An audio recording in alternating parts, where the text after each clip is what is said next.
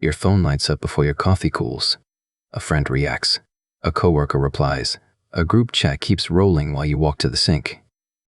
By noon, you have touched more people than a whole village used to in a week. And still, the apartment can feel strangely silent. The paradox is real because connection is not just contact.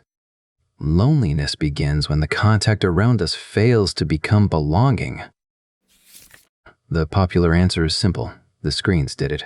Picture someone at dinner, half present, thumb moving under the table, smiling more at a notification than at the person across from them. It feels convincing because the trade looks visible. Every minute spent checking posts seems stolen from eye contact, awkward pauses, and the small repairs that make relationships feel real. If that answer is right, the prediction is blunt. More social media should mean more loneliness, and less should help. That prediction does have teeth. A 2017 survey of young U.S. adults found that people in the heaviest social media group had about twice the odds of feeling more socially isolated than the lightest users. The people who checked most often had an even stronger pattern. That sounds like the feed is not filling the room. It is reminding you who is not in it. Then an experiment at the University of Pennsylvania made the idea feel more causal. Students were randomly assigned either to keep using major platforms normally or limit each one to 10 minutes a day for 3 weeks. The limited group ended with lower loneliness. So the popular answer earns respect.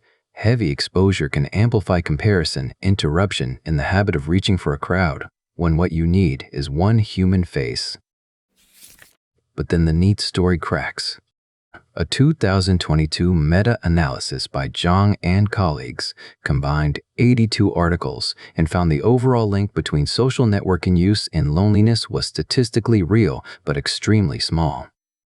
More important, general use and active use were not clearly tied to loneliness, while passive and problematic use were.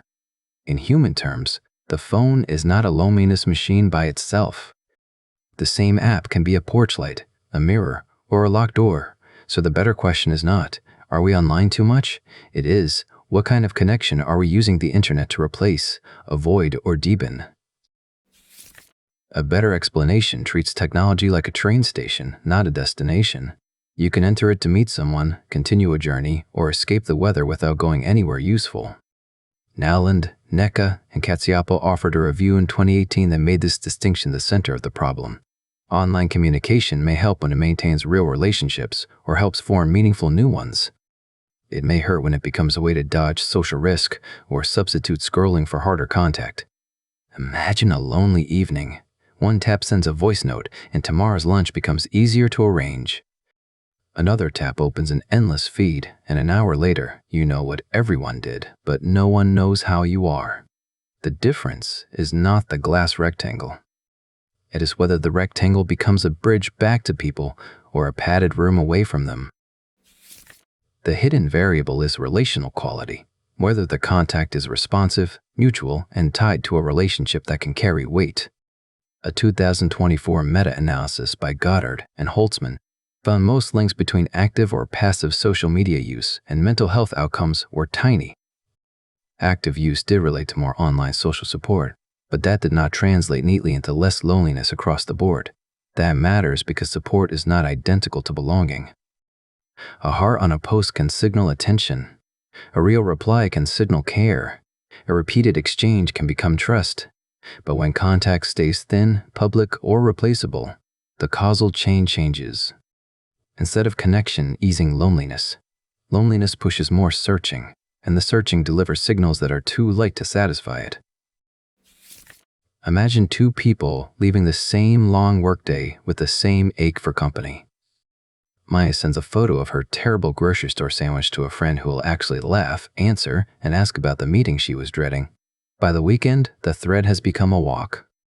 Leo opens short videos because replying feels like effort. He sees parties, jokes, trips, arguments, strangers performing intimacy at high speed. His mood is briefly occupied, then emptier, so he keeps checking. Both were connected. Only one connection moved toward being known. By Sunday night, Maya's phone has become a doorway. Leo's has become a waiting room. So the verdict is not that modern connection is fake or that social media simply causes loneliness. The evidence points to a narrower answer. Heavy, repetitive, passive, or avoidant use can make loneliness worse, and cutting back can help some people. But online contact can also support relationships when it leads to mutual, meaningful exchange. We feel more lonely while more connected because the number of channels has grown faster than the quality of contact inside them. The phone lights up again. This time, the glow is not the answer and not the enemy. It is just a doorway.